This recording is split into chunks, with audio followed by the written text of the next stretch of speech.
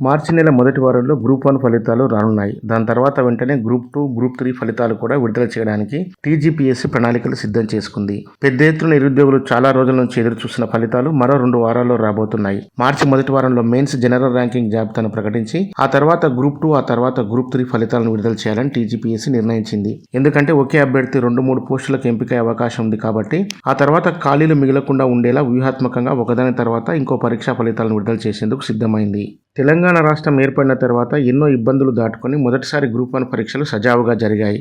అందుకని ఫలితాలను పారదర్శకంగా విడుదల చేయాలని టీజీపీఎస్సీ నిర్ణయించింది. వాస్తవానికి 2023లో 503 పోస్టులకు భర్తీకి మొదటిసారి గ్రూప్ 1 నోటిఫికేషన్ విడుదలైంది. అదే సంవత్సరంలో అక్టోబర్లో ప్రిలిమ్స్ పరీక్షలు జరిగాయి. 2023 జనవరిలో పేపర్ లీకేజీ వ్యవహారం బయటికి వచ్చింది. దాంతో ఆ పరీక్షను రద్దు చేశారు. 2023 జూన్లో మళ్లీ ప్రిలిమ్స్ పరీక్ష నిర్వహించారు. అయితే దాంట్లో కూడా బయోమెట్రిక్ తీసుకోలేదని కారణాలతో కొంతమంది హైకోర్టును ఆశ్రయించగా హైకోర్టు ఆ పరీక్షను కూడా రద్దు చేసింది. తర్వాత బీఆర్ఎస్ ప్రభుత్వం అధికారం కోల్పోయి కాంగ్రెస్ ప్రభుత్వం 2023 డిసెంబర్లో అధికారంలోకి వచ్చిన తర్వాత టీజీపీఎస్సీ చైర్మన్ గా మహేందర్ రెడ్డి నియమించారు. ప్రభుత్వం ఉద్యోగాలు ఇస్తారని చెప్పినట్లుగానే అప్పటికి గ్రూప్ 1 ప్రిలిమ్స్ 2 సార్లు రద్దవడంతో 2024 ఫిబ్రవరిలో మరో 63 పోస్టులను కలిపి మొత్తం 563 ఉద్యోగాలకు గాను కొత్త నోటిఫికేషన్ జారీ చేశారు. జూన్ 9న రాష్ట్ర వ్యాప్తంగా 897 పరీక్ష కేంద్రాలు ప్రిలిమినరీ పరీక్ష జరగగా 3,02,000 మంది హాజరయ్యారు. దాంట్లో మెయిన్స్ కి 31,382 మంది అర్హత సాధించారు. వారికి అక్టోబర్ 21 నుంచి 27 వరకు మెయిన్స్ పరీక్షలు నిర్వహించారు. ఆ మెయిన్స్ పరీక్షను కూడా నిర్వహించొద్దని కొంతమంది అభ్యర్థులు సుప్రీంకోర్టు వరకు వెళ్లినా ఈ విషయంలో జోక్యం చేసుకోలేమని కోర్టులు తెలియజేయడంతో మెయిన్స్ పరీక్షలు యథావిధిగా జరిగి సుమారు 12 సంవత్సరాల తర్వాత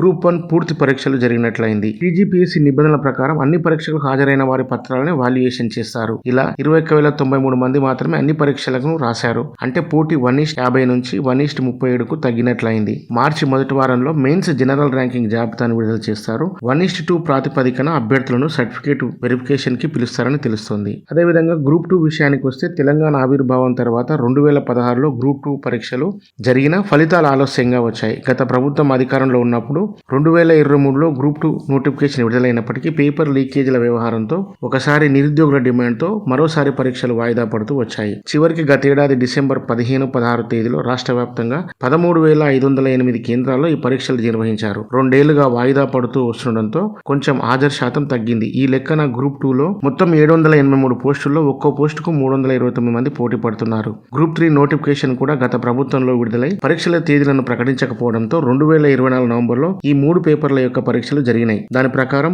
1388 పోస్టులకు ఒక్కోదానికి 196 మంది పోటీ పడుతున్నారు. ఇలా మొదట గ్రూప్, తర్వాత వరుసగా గ్రూప్ 2, గ్రూప్ 3 ఫలితాలను టీజీపీఎస్సీ విడుదల చేయాలని నిర్ణయించింది. ఫలితాలు విడుదల చేయడంలో ప్రస్తుత టీజీపీఎస్సీ చైర్మన్ బుర్రా వెంకటేశం వ్యూహాత్మకంగా ప్లాన్ చేస్తున్నట్లు తెలుస్తుంది. అందులో భాగంగానే మొదట గ్రూప్ 1, తర్వాత గ్రూప్ 2, 3 విడుదల చేయనున్నారు. ఎందుకంటే గ్రూప్స్ పరీక్షల్లో ప్రభుత్వం ప్రకటించిన కొలువులన్నీ భర్తీ కావడం ఒక సవాల్గా మారుతుంది. ముందుగా గ్రూప్ 3, 4, 2 ఫలితాలు ప్రకటించి ఆ తర్వాత గ్రూప్ 1 ప్రకటిస్తే ముందుగా ప్రకటించిన ఫలితాల్లో చిన్న పోస్టులో చేరిన వారు ఆ తర్వాత ఒకవేళ గ్రూప్ 1 ఫలితాలు విడుదలైన తర్వాత అందులో ఎంపికైతే గ్రూప్ 3, 4లో సాధించిన ఉద్యోగాలను వదిలేస్తున్నారు. దీంతో మళ్లీ ఖాళీలు ఏర్పడుతున్నాయి. ఈసారి ఆ సమస్య లేకుండా ఉండాలని టీజీపీఎస్సీ వ్యూహాత్మకంగా ఫస్ట్ గ్రూప్ 1 ఫలితాలను విడుదల చేసి ఆ తర్వాత గ్రూప్ 2, గ్రూప్ 3 ఫలితాలను విడుదల చేయడం వల్ల ఇలాంటి ఖాళీలు ఏర్పడే అవకాశం ఉండదని ఈ నిర్ణయం తీసుకున్నారు.